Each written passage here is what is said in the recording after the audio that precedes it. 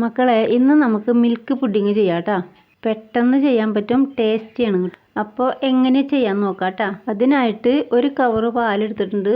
ആ പാലിൽ നിന്ന് നമുക്ക് കുറച്ച് മാറ്റിയിട്ട് നമുക്ക് കോൺഫ്ലവർ കലക്കി വയ്ക്കാം. 2.5 സ്പൂൺ കോൺഫ്ലവർ എടുത്തിട്ട് കട്ടയില്ലാതെ നമുക്കൊന്ന് കലക്കിയെടുക്കാം. പുഡിങ്ങിന് കട്ടി കൊടുക്കുന്നത് ഈ കോൺഫ്ലവർ പൊടിയാണ് കേട്ടോ.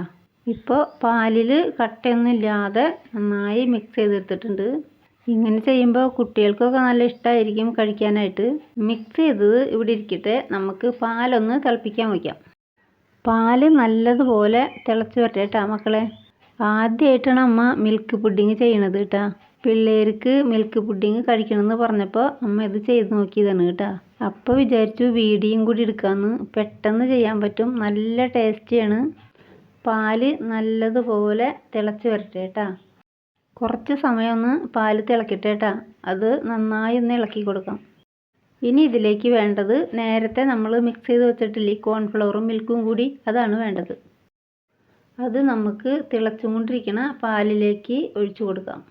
ആവശ്യത്തിന് മധുരം ചേർത്ത് കൊടുക്കാം. 4 സ്പൂൺ പഞ്ചസാര പൊടിച്ചതാണ് ചേർക്കണത് കേട്ടോ. പൊടിക്കാത്ത പഞ്ചസാര ആണെങ്കിൽ പാല് തിളച്ചുകൊണ്ടിരിക്കുമ്പോൾ നമ്മൾക്ക് ഇട്ട് കൊടുക്കാം. ഓരോരുത്തരുടെ മധുരത്തിന് ആവശ്യമായ പഞ്ചസാര ചേർത്ത് കൊടുക്കാം കേട്ടോ മക്കളെ. 4 സ്പൂൺ പഞ്ചസാര പൊടിച്ചത് തന്നെ ആവശ്യത്തിന് മധുരമുണ്ട്. ഇനി വേണമെങ്കിൽ ചേർത്ത് കൊടുക്കാം. കോൺഫ്ലവർ ചേർത്ത് കഴിഞ്ഞാൽ നമുക്ക് കൈയെടുക്കാതെ ഇളക്കി കൊടുക്കണം. കട്ട പിടിക്കാതെ നന്നായി ഇളക്കി കൊടുക്കണം. കുറച്ച് സമയം കൊണ്ട് തന്നെ ഇത് കുറുകി വരും കേട്ടോ. ഒരു ക്രീമിൻ്റെ പരുവാകുമ്പോൾ നമുക്കിത് വാങ്ങി വയ്ക്കാം കേട്ടോ. വളരെ പെട്ടെന്ന് ഇത് ചെയ്യാൻ സാധിക്കും കേട്ടോ. മക്കൾ കണ്ടുകൊണ്ടിരിക്കുമ്പോൾ ഇതിലേക്ക് ഇത് കാണണം കേട്ടോ. അമ്മ ഈ ചെയ്ത പുഡിങ് ഒഴിച്ചു കൊടുക്കുന്നത് സ്കൂളിലേക്ക് ചോറ് കൊണ്ടുപോകുന്ന ചോറ്റുപാത്രമല്ലേ, അതിലേക്കാണ് കേട്ടോ. പാത്രത്തിലേക്ക് ഒഴിച്ചു കൊടുത്ത് കഴിഞ്ഞ് ചൂടാറി വരുമ്പോൾ നമുക്കിത് ഫ്രിഡ്ജിലേക്ക് മാറ്റാം കേട്ടോ.